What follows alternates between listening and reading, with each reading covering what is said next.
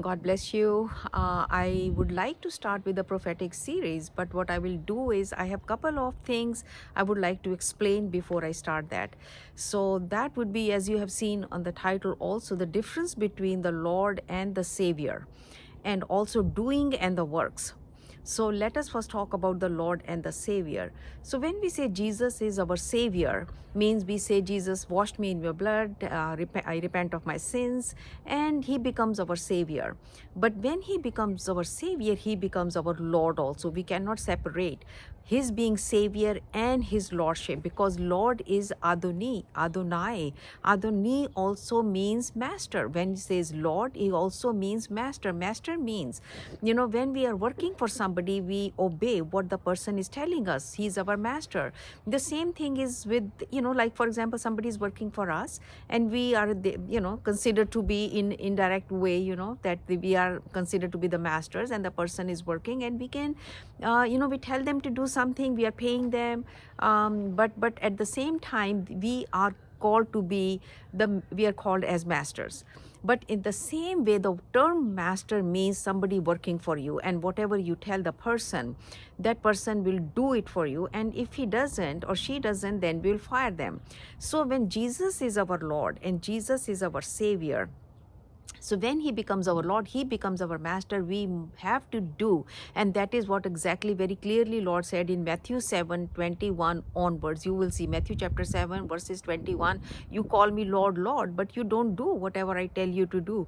So that is important. That is what Jesus was saying. I am your Adonai. I am your Adonai. I am your master. When I tell you to do certain things, that is in the Bible, you must walk in obedience.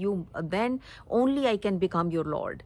And so the other thing now, so now I hope you have understood the difference between that Savior and the Lord. We cannot separate Savior from the Lord. So we have to walk in obedience. We have to do. We cannot call those things as works when we are walking in obedience. And when somebody is telling us that we must walk in obedience to the Lord, we must do certain things, because Jesus very clearly said that. And now let us go to the doings and works. And doings and works, when we say Jesus, we know the Bible says, Paul has written that we are saved by grace through faith. So when we say we are saved by grace through faith, that means through faith. Faith is the one. Faith in who? Faith in Jesus Christ. So we have faith in the Lord Jesus Christ. When we have faith in the Lord Jesus Christ, then we are saved. But then it further says, and we are not saved by works. So when we are talking about we are not saved by works, we are talking about is that is totally separate from faith.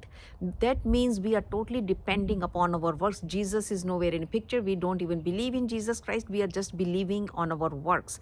And that is what is that, not by works. So when we say we have to do this, and Jesus said, the Bible says do this and do this, many times people jump on that. Oh, no, those are works.